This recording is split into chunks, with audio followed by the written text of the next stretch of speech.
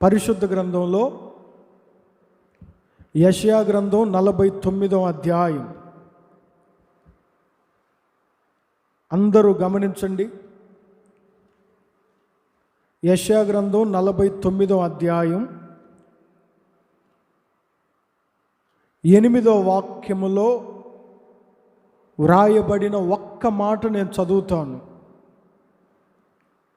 యెషయా గ్రంథం 49వ అధ్యాయం 8వ వాక్యములో వ్రాయబడిన ఒక్క మాట, నేను చదివే మాటను మీరు గమనించండి.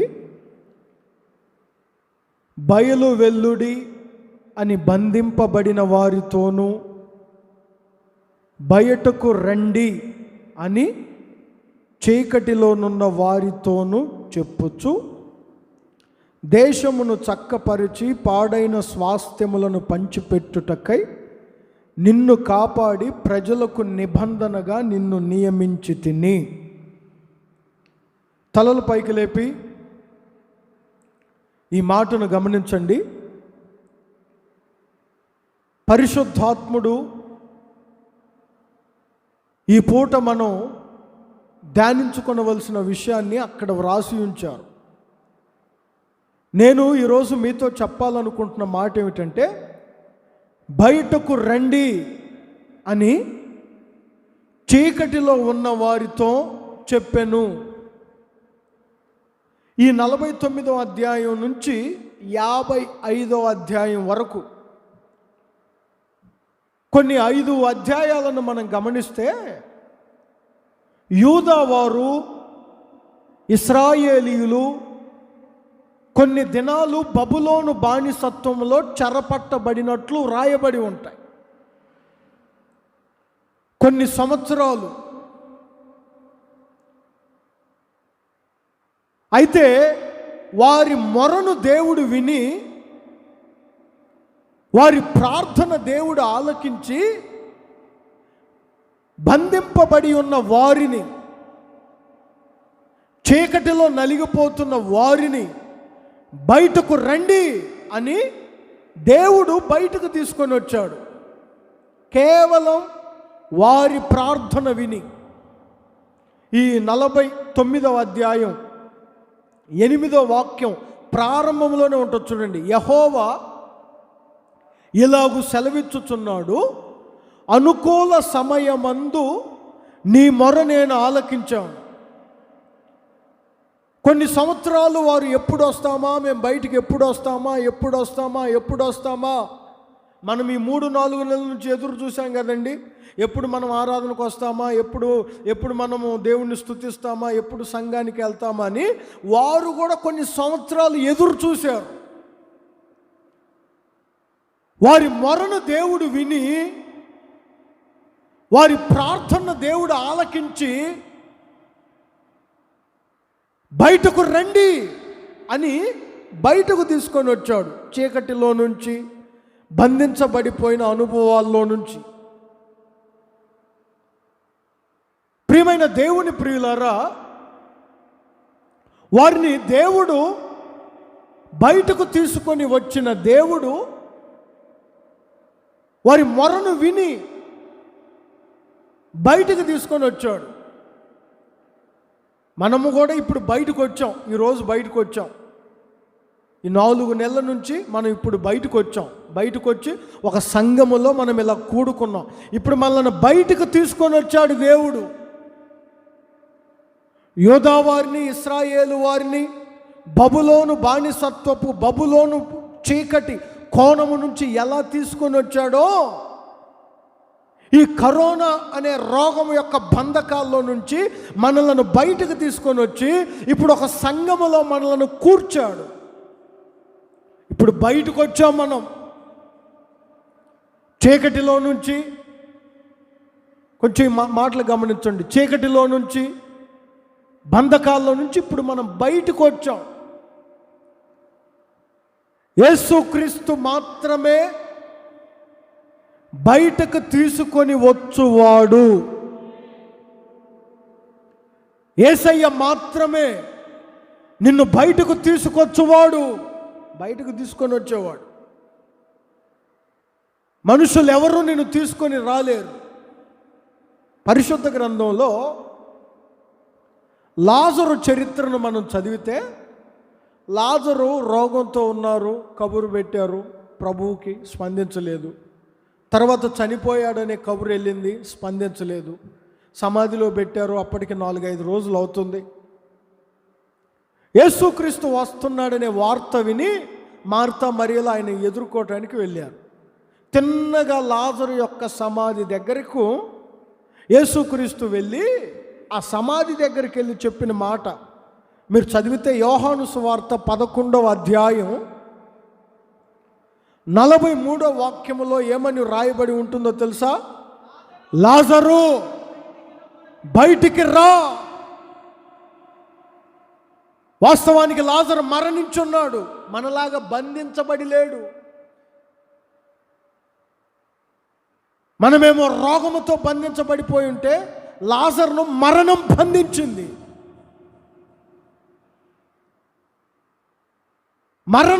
మరణములో సమాధిలో పెట్టబడిన వ్యక్తిని ఇంకా బయటికి ఎవరు తీసుకొని వస్తారండి? రోగంలో ఉన్న వ్యక్తినైనా బయటికి తేవచ్చు, కానీ ఇబ్బందుల్లో ఉన్న వ్యక్తినైనా బయటికి తీసుకొని రావచ్చు, కానీ సమాధిలో ఉండి మృతి చేయబడ్డ వ్యక్తిని బయటికి ఎవరు తెస్తారు? యేసుక్రీస్తు మాత్రమే చేయగలడు. బయటికి రా అన్న వెంటనే ప్రేత వస్త్రములతో లాజరు బయటకు వచ్చాడు. ప్రజలందరూ ఎంతో సంతోషించారు. చనిపోయిన లాజరు బయటకు వచ్చాడు. బయటకు వచ్చిన లాజరు కొంతకాలమే మరలా బయట ఉన్నాడు, తర్వాత మరలా చనిపోయాడు. కొంతకాలమే బయట ఉన్నాడు, మరలా తర్వాత చనిపోయాడు. ప్రియమైన ఆత్మీయులారా, కొంచెం ఈ మాటలు గమనించండి. బయటకు తీసుకొని వచ్చిన దేవుడు ఇక కొంతకాలమే మనం బయట ఉండేది, మరలా లాక్డౌన్లోకి వెళ్తాం, మరలా లోపలికి వెళ్తాం. ఈ కొద్ది రోజులు, ఈ బయట ఉన్న ఈ కొద్ది రోజు, ఇంక ఈరోజు బయటకు వచ్చాం, ఈరోజు బయటపడ్డాం, బయటకు దేవుడు తీసుకొని వచ్చాడు. ఈ బయట ఉన్న ఈ కొద్ది రోజులు మనం ఎలా ఉండాలి? మరలా లోపలికి వెళ్ళబోతున్నాం. అక్కడక్కడ మీరు వినే ఉంటారు, మరలా లాక్డౌన్ వస్తుంది, మరలా లాక్డౌన్ పెడతారట. రాత్రులే సైకిల్ దొక్కుంటూ వచ్చేవాళ్ళు లేకపోలేదు. ఏమండి, లాక్డౌన్ నుంచి రిలీజ్ అయ్యారు, మరలా లాక్డౌన్ పెట్టబోతున్నారంట అనే వార్త వినపడింది. ఇక వెంటనే బయట ఉన్న వాళ్ళందరూ, లాక్డౌన్ నుంచి బయటపడ్డ వాళ్ళందరూ ఏం చేస్తున్నారో తెలుసా? కూతురుకు పెళ్లి చేయాలి, కొడుకు మంచి సంబంధం చూడాలి, ఒక ఇల్లు కట్టుకోవాలి. ఈ కొద్ది క్షణంలోనే, సమయం కొంచెమే ఉంది. ఆత్మీయంగా ఈ మాటలు గమనించండి. పాపము చేత, అపరాధముల చేత, అతిక్రమాల చేత చచ్చిన మనలను వాటి నుంచి ప్రభు బయటికి తీసుకొని వచ్చాడు. ఇక భూమి మీద మనం ఉండేది కొన్ని రోజులే. ప్రస్తుత పరిస్థితులను బట్టి చూస్తే దేవుని రాకడ, దేవుని రాజ్యం సమీపముగా ఉన్నది. ఈ ఉన్న కొన్ని రోజులు మనం ఎలా ఉండాలి? బయటకు ఆయన తీసుకొని వచ్చాడు. బయటకు రండి అని దేవుడు పిలిచాడు. బయటకు వచ్చిన నీవెలా ఉండాలి? సమయం కొంచెమే ఉంది. నాకు తెలిసిన ఒక బ్రదర్ ఉన్నాడు, ఈ కరోనా లాక్డౌన్ టైంలో ఫోన్ చేసి, రే ఒక పని ఉంది రారా అంటే, అన్న అర్జెంటుగా బయటకు వచ్చానన్నా, కూరగాయలు తీసుకురావాలి, పాల ప్యాకెట్ తీసుకురావాలి. ఏంట్రా అంత టెన్షన్ పడుతున్నావు అంటే, వాడు అంటాడు 9ంటికే అన్నీ క్లోజ్ అన్న, 9ంటికే, 9 దాటితే మళ్ళీ లోపలికి వెళ్ళాలి, బయట తిరగనివ్వరు. మన విశ్వాస జీవితం కూడా ఈ లాక్డౌన్ లాగానే. ఇప్పుడు మనం బయటపడ్డాం, ఇక కొన్ని రోజులే. దేవుడు సమీపించబోతున్నారు, ఆయన రాజ్యం రాబోతుంది, రాకడ బహు సమీపముగా ఉన్నది. మరి బయట ఉన్న ఈ కొన్ని రోజులు ఎలా ఉండాలి? ఎలా ఉండాలో ఒక 3 విషయాలు చెప్తాను. ఇప్పుడు బయటకు వచ్చాం మనం, లోపల ఉన్నామా బయటకు వచ్చామా? చెప్పండి అందరు చెప్పండి గట్టిగా. బయటకు వచ్చిన ప్రజలం, బయటకు రండి అని దేవుడు పిలిస్తే ఇప్పుడు బయటకు వచ్చాం. నోవాహును కూడా, నోవాహు బయటికి రా, ఇక చాలు, జలప్రలయం ముగించబడింది, ఓడలో ఉన్నన్ని రోజులు చాలు, ఇక బయటికి రా. బయటకు వచ్చాడు. బయటకు వచ్చిన తర్వాత నోవాహుతో దేవుడు చెప్పింది ఏమిటంటే, మీరు ఫలించి అభివృద్ధి పొందండి, సంతానాన్ని విస్తరింపజేయండి, ఒక క్రొత్త జీవితాన్ని ప్రారంభించండి అని దేవుడు చెప్తే, బయటకు వచ్చిన తర్వాత చేయవలసినవి చేయకుండా నోవాహు తిని త్రాగి మత్తుడై వస్త్రహీనుడై పడిపోయి ఉన్నాడు. ఆ మధ్య వైన్ షాపులు క్లోజ్ చేశారు. లాక్డౌన్ అయిపోయినాక వైన్ షాపులు ఎత్తేసారు. పిచ్చి కుక్కల్లాగా పడ్డారు కొంతమంది. చూసే ఉంటారు మీరు టీవీల్లో కానీ, ఫేస్బుక్లో కానీ, వాట్సాప్లో కానీ. అసలు ఏ విన్యాసాలు చేశారో. మందు సీసాకు దండం పెట్టడం, దాన్ని మెడలో వేసుకోవటం. నోవాహు జీవితం కూడా అదే. లాక్డౌన్ నుంచి బయటపడిన తర్వాత నోవాహు తిని త్రాగి మత్తుడై వస్త్రహీనుడిగా మారిపోయాడు. ప్రియమైన క్రైస్తవుడా, దేవుని బిడ్డ, నీ ఆత్మీయ జీవితం నోవాహు వలె ఉన్నదా? చీకటిలో ఉన్న నిన్ను, అంధకారములో ఉన్న నిన్ను బయటికి రమ్మని పిలిచి ఒక సంఘముగా చేర్చాడు. బయటకు వచ్చిన తర్వాత నీవు ఎలా ఉండాలి? ప్రభుత్వం వారు కొన్ని నియమాలు చెప్పారు. బయటకు వచ్చేటప్పుడు సామాజిక దూరం, బయటకు వచ్చిన తర్వాత ఎవరికి చేతులు ఇవ్వకండి, బయటకు వచ్చేటప్పుడు మాస్క్ తప్పనిసరిగా ఉండాలి, ఎక్కడ ఏవి తాకకూడదు. మరి ఆత్మీయులముగా ఈ 3-4 నెలల లాక్డౌన్ తర్వాత ఈరోజు బయటకు వచ్చిన దేవుని బిడ్డలముగా మన ఆత్మీయ జీవితాలు ఎలా ఉండాలి? ఎలా ఉంటే దేవుడు ఇష్టపడతారు? ఎలా ఉంటే దేవుడు అంగీకరిస్తారు? కొన్ని విషయాలు నేను మీతో చెప్తాను. నోవాహు గురించి మీరు పరిశుద్ధ గ్రంథంలో ఆదికాండం 8వ అధ్యాయం 15-16 వాక్యాలలో, ఆదికాండం 9వ అధ్యాయం 20వ వాక్యంలో ఈ మాటలన్నీ ఉంటాయి. నేను చెప్పాలనుకున్న 3 ప్రాముఖ్యమైన మాటలు ఉన్నాయి, వాటిని చెప్తాను. మీరు గమనించండి. ఈరోజు మన ప్రసంగం ఏంటో తెలుసా? బయటకు వచ్చిన తర్వాత ఎలా ఉండాలి. బయటకు రండి అని దేవుడు మనల్ని బయటకు తీసుకొచ్చాడు. ఇంకా కొన్ని రోజులే మనం ఉండేది, లాజర్ లాగా ఇంకా కొన్ని రోజులే. ఈ కొన్ని రోజుల్లో మనం ఎలా ఉండాలి? ఆదికాండం 24వ అధ్యాయం, పరిశుద్ధ గ్రంథంలో ఆదికాండం 24వ అధ్యాయం 31వ వాక్యాన్ని చదివితే,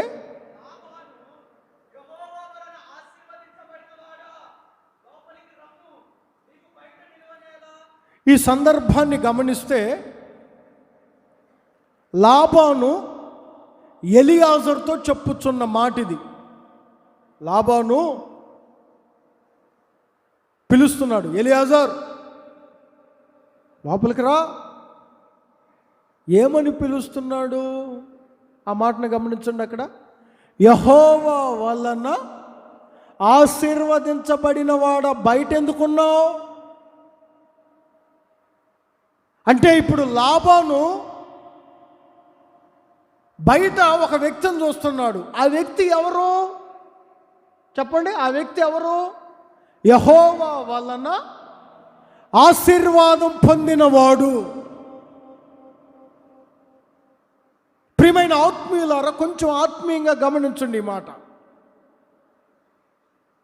బయట ఉన్న ఎలియాజర్ లాబానుకి ఎలా కనపడుతున్నాడంటే, దేవుని ద్వారా ఆశీర్వాదం పొందిన వ్యక్తిలాగా కనబడుతున్నాడు. అందుకే లాబాను ఎలియాజర్ రా అంటలా, యెహోవా వలన ఆశీర్వాదం పొందినవాడా రా. బయట ఉన్న ఈ కొన్ని రోజులు, బయటకు వచ్చాము ఈరోజు, ఇక మనం బయట ఉండే ఈ కొన్ని రోజులు ఎలా ఉండాలంటే దేవుని చేత ఆశీర్వాదము పొందిన వారులాగా ఉండాలి. దేవుని చేత ఆశీర్వాదం పొందిన కుటుంబంగా ఉండాలి. దేవుని చేత ఆశీర్వాదం పొందిన సంఘముగా నీ ఉండాలి. దేవుని ద్వారా దీవెనలు, ఆశీర్వాదం పొందిన వ్యక్తిగా నేను కనబడాలి. ఇప్పుడు నా ప్రభు నన్ను బయటికి తీసుకొచ్చాడండి. ఎంతో ప్రార్థన చేస్తే నా ప్రభు నన్ను ఇప్పుడు బయటికి తీసుకొచ్చాడు.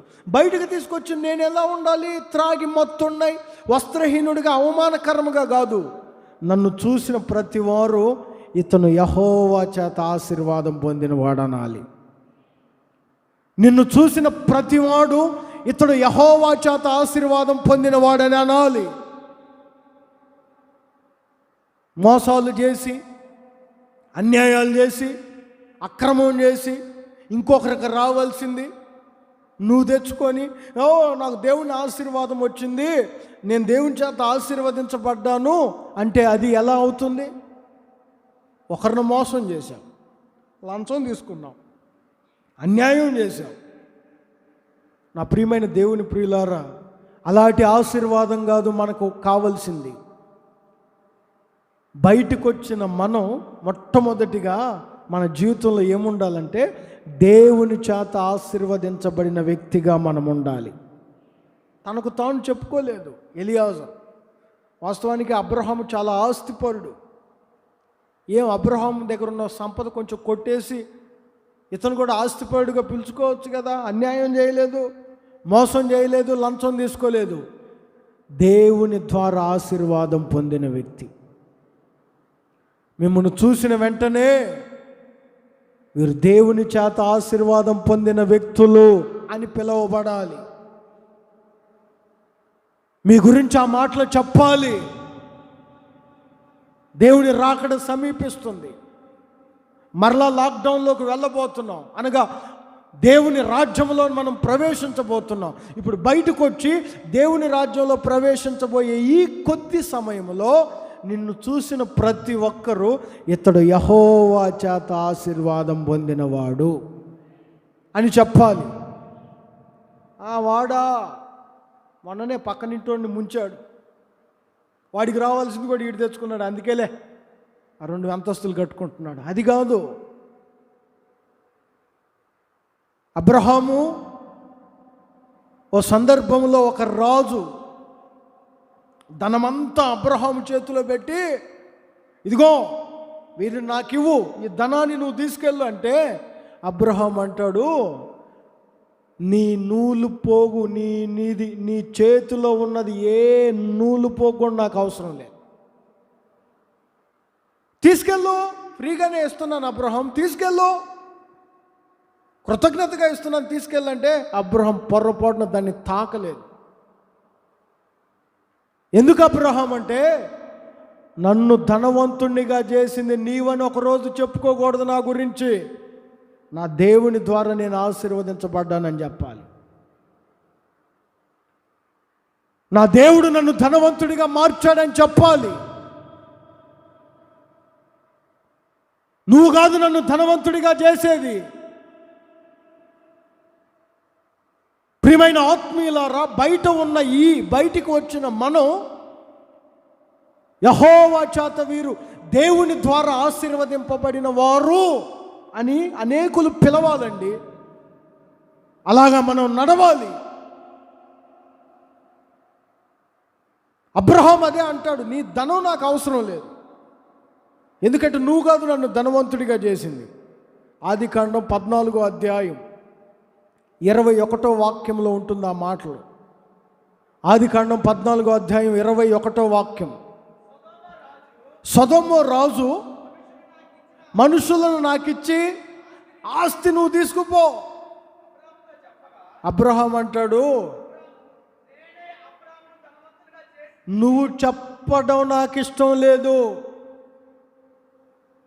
ఈడ కట్నం తీసుకొని ఆశీర్వదించబడ్డాడు. ఏమండి, తలపైకి లేపినందు చూడండి. ఈడ 10 లక్షల కట్నం తీసుకొని కొనుక్కున్నాడు. పొలం రాసిస్తే ఆ పొలం అమ్ముకొని ఇప్పుడు కారు కొనుక్కున్నాడు. ఇవి కాదు. ఇతడు యెహోవా చేత ఆశీర్వాదము నొందినవాడని చెప్పాలి. మిమ్మల్ని చూసిన ప్రతి ఒక్కరూ, బయటకు వచ్చిన మనం ఇలా నడవాలి, ఇలా ప్రవర్తించాలి. నేను అలా నడవాలంటే మనలో ఏముండాలి? ఒక మాట చెప్తాను చూడండి. ఇస్సాకు జీవిత దినాల్లో ఇస్సాకు బ్రతుకుతున్నప్పుడు ఒక స్థలానికి వెళ్ళి అక్కడ ఒక బావి తవ్వాడు. శత్రువులు వచ్చారు, ఆటంకపరిచారు. మరలా ఇంకో బావి తవ్వాడు, అక్కడ కూడా శత్రువులు వచ్చారు, ఆటంకపరిచారు. ప్రార్థన చేసుకున్నాడు. ఇంకొక చోట బావి తవ్వాడు, మంచి నీళ్లు పడ్డాయి. ఈసారి శత్రువులు రాలేదు. అలానే ఆశీర్వదించబడి బ్రతుకుతుంటే ఈ మాటలు గమనించండి. ఏ శత్రువులు 2-3 సార్లు వచ్చి బావి దవ్వుతున్నప్పుడు ఆటంకపరిచారో ఆ శత్రువులు ఇస్సాకు దగ్గరకు వచ్చి చెప్పిన మాట మీరు చదువుతారా? చాలా బాగుంటుంది. 26వ అధ్యాయం ఆదికాండం 26వ అధ్యాయం 29వ వాక్యాన్ని చదివితే, మేము నిన్ను ముట్టక మేలే తప్ప మరేమీ చేయక నిన్ను సమాధానముగా మేము పంపివేశాము.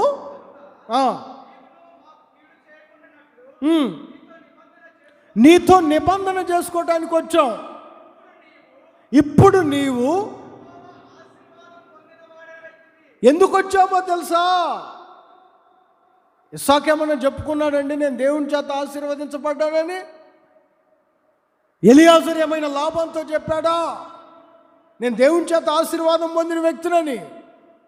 ఏ శత్రువులు ఆటంకపరిచారో, ఏ శత్రువులు బావి తవ్వద్దు ఇది మాదన్నారో ఆ శత్రువులు వచ్చి ఇస్సాకుతో నిబంధన చేస్తున్నారు. ఏమని? నీ దేవుడు నిన్ను ఆశీర్వదించారు. బయట ఉన్న ఈ కొద్ది రోజులు, బయటకు వచ్చిన మనం ఈ కొద్ది రోజులు ఎలా ఉండాలంటే దేవుని చేత ఆశీర్వాదం పొందిన వ్యక్తులముగా పిలువబడాలి. ఇస్సాకును అలా పిలవడానికి గల కారణం ఏమిటి? శత్రువులు వచ్చి ఒకసారి బావి తవ్వారు. బావి తవ్విన తర్వాత ఈ బావి మాదంటే పొర్రపాటున ఎదురు తిరగలేదు. ఇంకొకసారి బావి తవ్వుకున్నారు, నీళ్లు పడ్డాయి. మరలా వచ్చి బావి మాదంటారు, పొర్రపాటున వారితో జగడమాడలేదు. మనోళ్ళు చిన్న కూరగిన్నె తీసుకోండి, కూరగిన్నె పక్కనున్న కనుక తీసుకుంటే చాలు, కూరగిన్నె కొరకు గోడల మీద చేతులు పెట్టుకొని తిట్టుకుంటుంటారు. నెల రోజులు 2-3 నెలలు కష్టపడి ఒక బావి తవ్వి మంచి నీళ్ళు పడ్డాయి. ఇప్పుడు నేను నా మందలో సమృద్ధిగా ఇక జీవితం గడపొచ్చు అనుకునే సమయంలో గెరారోళ్ళు వచ్చి ఈ బావి మాది అన్నారు. పొరపాటును మాట్లాడలే. తనలో ఉన్న మౌనం, తనలో ఉన్న సహనం దేవుని ద్వారా ఆశీర్వాదం కలిగేటట్లు చేసింది. తనలో ఉన్న మౌనం, తనలో ఉన్న సహనం. ప్రియమైన ఆత్మీయులారా, బయటికి రండి అని దేవుడు పిలిచాడు. బయటకు వచ్చాం. మరలా ఒకరోజు రాబోతుంది, అప్పుడు లోపలికి వెళ్తాం. ఈ బయట ఉండి లోపలికి వెళ్ళబోతున్న ఈ కొద్ది రోజుల్లో మనం సహనముగా మౌనముగా ఉండగలిగితే నీ గురించి చెప్పుకుంటారు, ఇతను దేవుని ద్వారా ఆశీర్వాదం పొందినవాడని. Praise the lord. మరొక మాట చెప్తాను, అది సమూయేలు 2వ గ్రంథం, పరిశుద్ధ గ్రంథంలో సమూయేలు 2వ గ్రంథం 11వ అధ్యాయం 11వ వాక్యాన్ని చదివితే, ఊరియా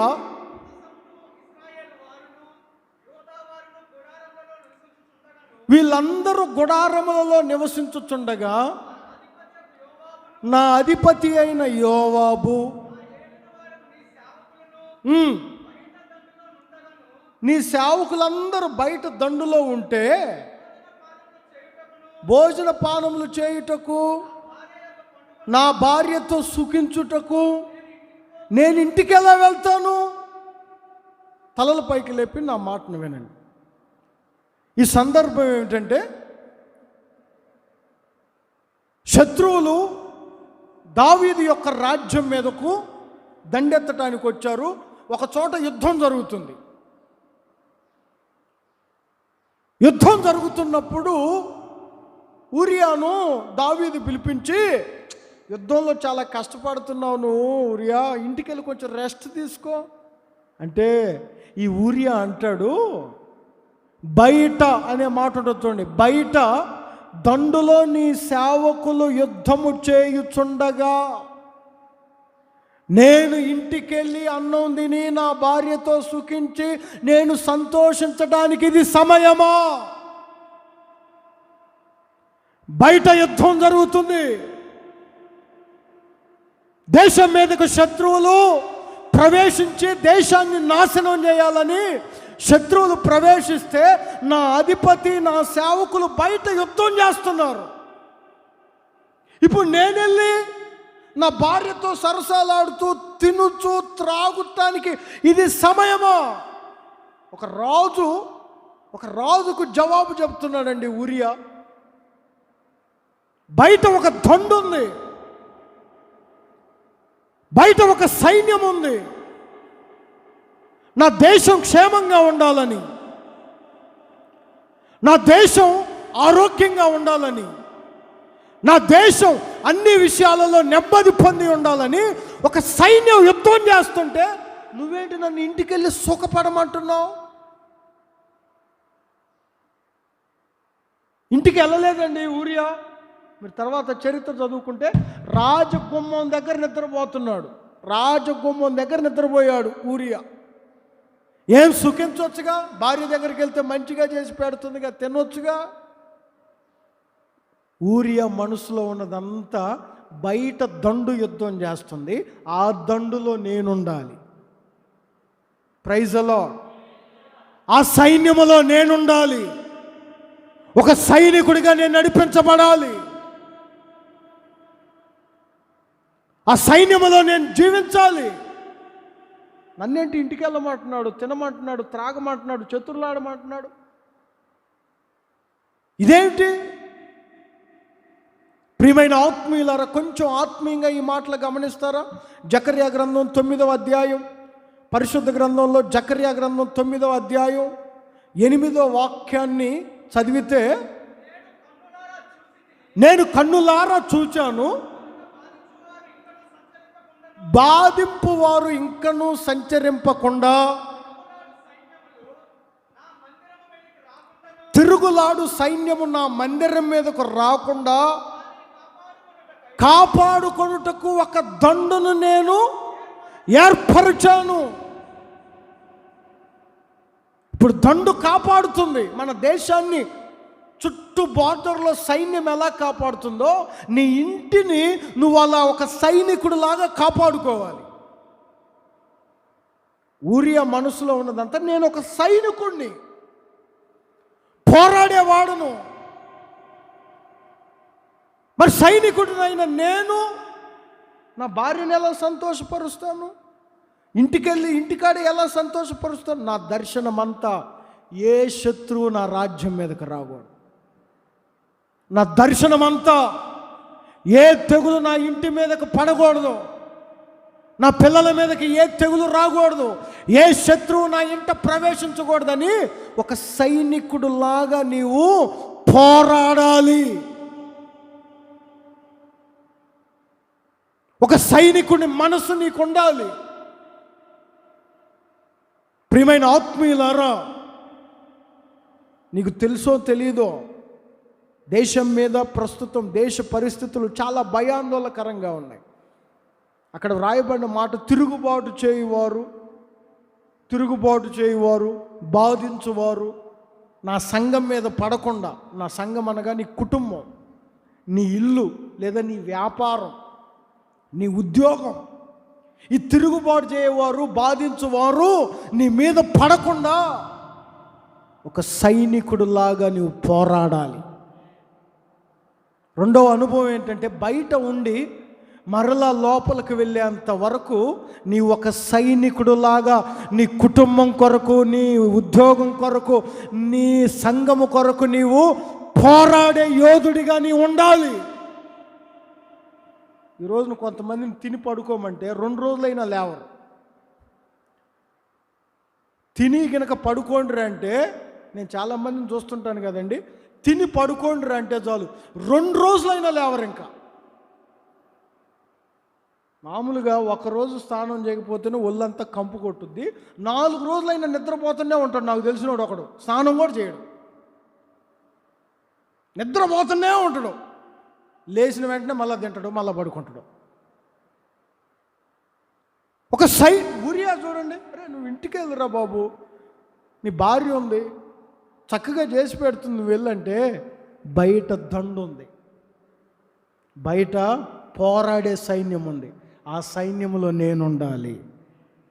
నా కుటుంబం మీద ఎవరు బాధించేవారు రాకుండా నా కుటుంబం కొరకు పోరాడే సైనికుడిగా నేను ఉండాలి. నా సంఘం మీద ఏ దుష్ట ఆత్మలు ప్రవేశించకుండా నా సంఘం కొరకు పోరాడే సైనికుడిగా నేను ఉండాలి. నువ్వు ఒక సైనికుడివి. నీ గ్రామానికి, నీ కుటుంబానికి, నీ సంఘానికి నువ్వు ఒక సైనికుడివి. ప్రార్థన చేయాలి. సైనికుడు ఏం చేయాలి? తిమోతికి రాసిన 2వ పత్రిక 2వ అధ్యాయం 4వ వాక్యంలో, తిమోతికి రాసిన 2వ పత్రిక 2వ అధ్యాయం 4వ వాక్యంలో, సైనికుడు ఎవడును యుద్ధమునకు పోయేటప్పుడు దండులో చేర్చుకొనిన వానిని సంతోషపరుస్తాడు. సైనికుని మనస్సు ఏమిటంటే తను దండులో చేర్చుకున్న యజమానుని సంతోషపరుస్తాడు, దేవుణ్ణి సంతోషపరుస్తాడు. ఒక సైనికుడులాగా ఈ బయట ఉన్నన్ని రోజులు నువ్వు ప్రవర్తించాలి. అందుకే మనకు తరచుగా వినపడే రింగ్ టోన్ ఏంటి? మనం పోరాడవలసింది వ్యాధితో కానీ రోగితో కాదు. ప్రతిరోజు వినపడుతుందా మీకు? మనం పోరాడవలసింది వ్యాధితో కానీ, మరి నువ్వు పోరాడవలసింది నిన్ను బాధించేవారు, నీ మీద తిరుగుబాటు చేసేవారి కొరకు నువ్వు ఒక దండుగా పోరాడాలి. యజమానుణ్ణి సంతోషపెట్టే మనసు ఉండాలి నీకు బ్రతికినంత కాలం. ఈరోజు బయటకు వచ్చామండి, ఇక మరలా లాక్డౌన్, లోపలికి వెళ్ళిపోతున్నాం. దేవుని రాజ్యం సమీపించబోతుంది, రాకడ సమీపంగా ఉంది.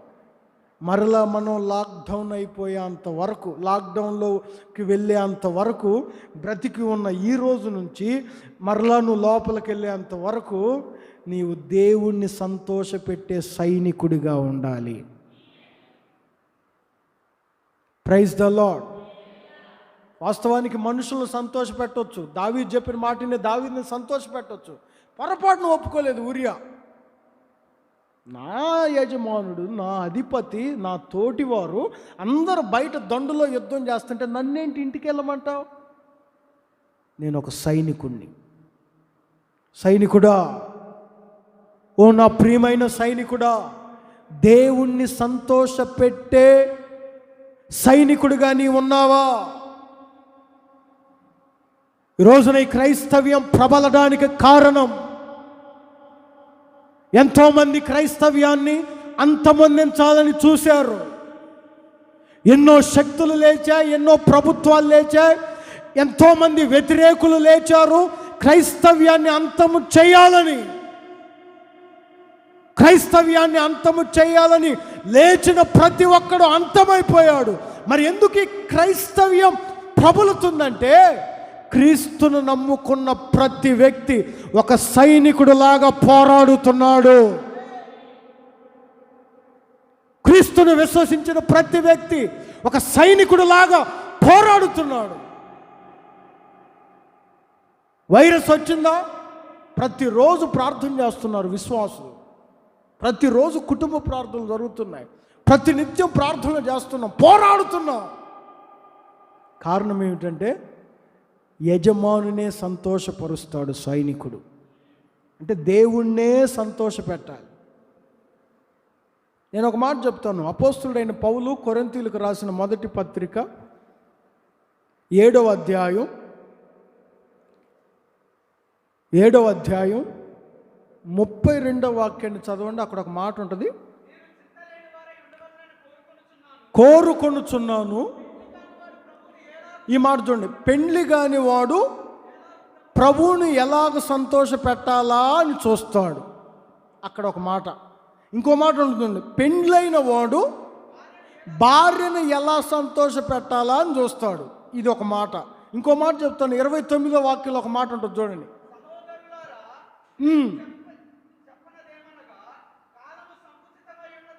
గనుక భార్యలు కలిగిన వారు, అసలు ఇది ఎలా సాధ్యం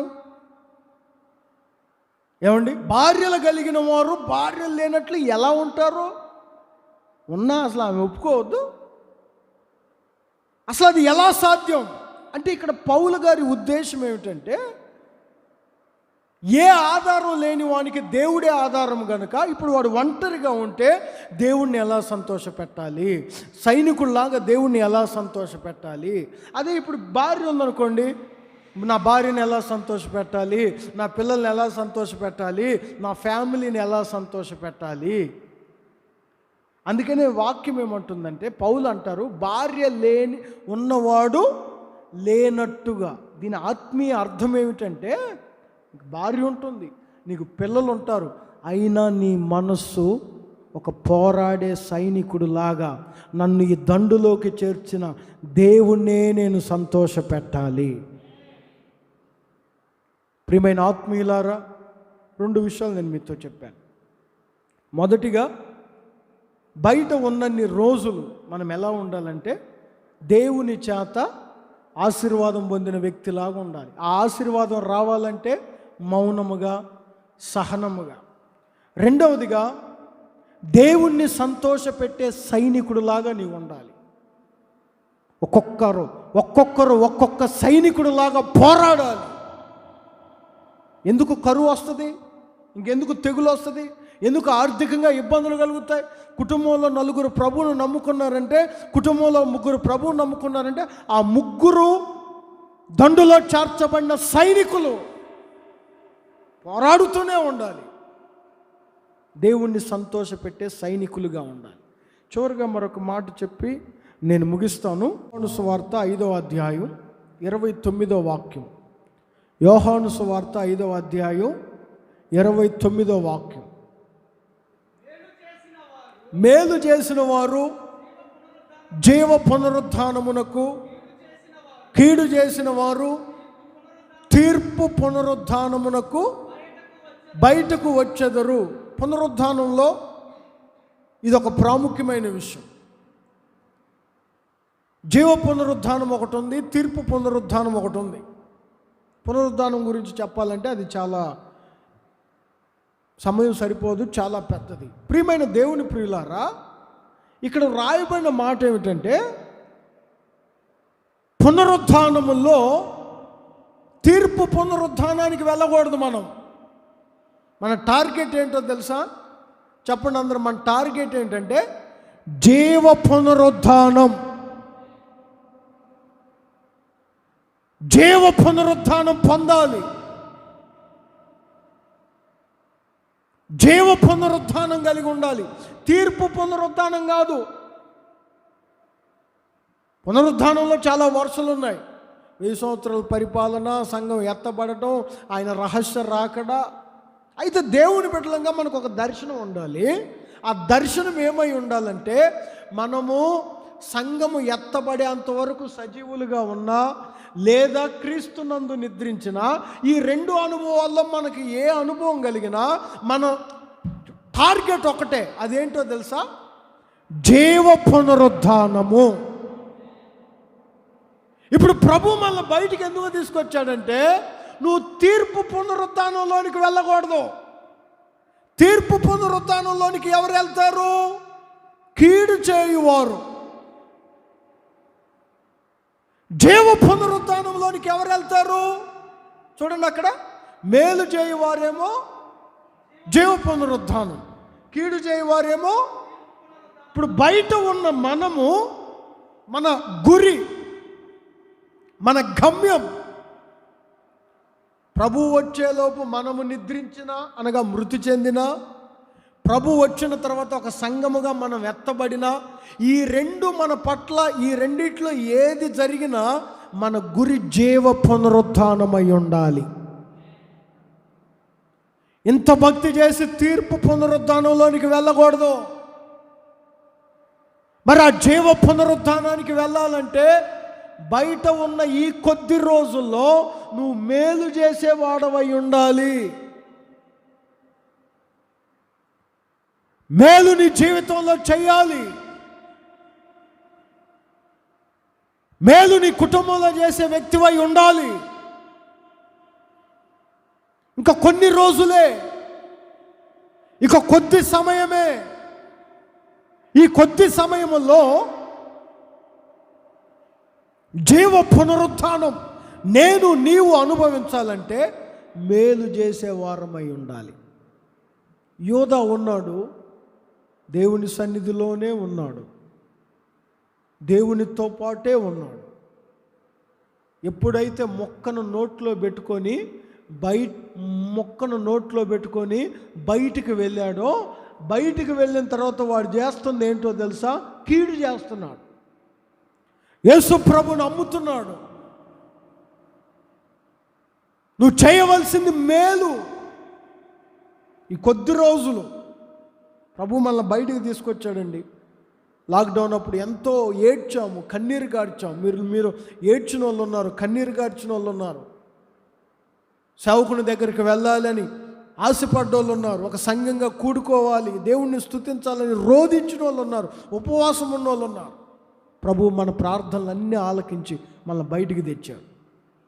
ఇప్పుడు మనం ఏం చేయాలో తెలుసా? మన టార్గెట్ జీవ పునరుత్థానమై ఉండాలి. ఆ జీవ పునరుత్థానం పొందాలంటే బయట ఉన్న ఈ కొన్ని రోజులు యోధాలాగా కీడు చేసే మనస్సును పెట్టుకోకుండా, కీడు చేసే గుణం కలిగి ఉండకుండా ఏం చేయాలో తెలుసా? మేలు చేస్తూ నడిపించబడాలి. వాడు బయటికి ఎప్పుడైతే వెళ్ళాడో 13వ అధ్యాయం యోహాను సువార్త 30వ వాక్యంలో ఉంటుంది చూడండి. వాడు బయటికి ఎప్పుడైతే వెళ్ళాడో ఇక స్టార్ట్ చేశాడు. ఎంత ఇస్తారు? నేను మీకు ఆయన బట్టిస్తాను. ఎంత ఇస్తారు? దేవుడు మనల్ని బయటికి తెచ్చాడు. నోవాహును బయటికి తెచ్చాడు, తన కుటుంబాన్ని. ఏం చేశాడు నోవాహు? ఆత్మీయులారా, 3-4 నెలలు చీకట్లో ఉంటే మనలను ఈరోజు మనకు ఒక స్వరం వినపడింది. ఏమని? బయటకు రండి. ఆయన స్వరం విని మనమందరం బయటకు వచ్చి ఒక సంఘంగా కూడుకున్నాం. బయటకు వచ్చిన మనం మరలా లోపలికి వెళ్ళేంత వరకు, బయటకు వచ్చిన మనం మరలా లోపలికి వెళ్ళేంత వరకు దేవుని చేత ఆశీర్వదించబడిన వాడు అనే పేరు తెచ్చుకోవాలి. రెండవదిగా, దేవుణ్ణి సంతోషపెట్టే సైనికుడిగా నీ ఉండాలి. మూడవదిగా, మేలు చేయువాడిగా నీవు నడిపించబడాలి. ప్రభు ఈ మాటలు మీ హృదయములో భద్రపరచునుగాక.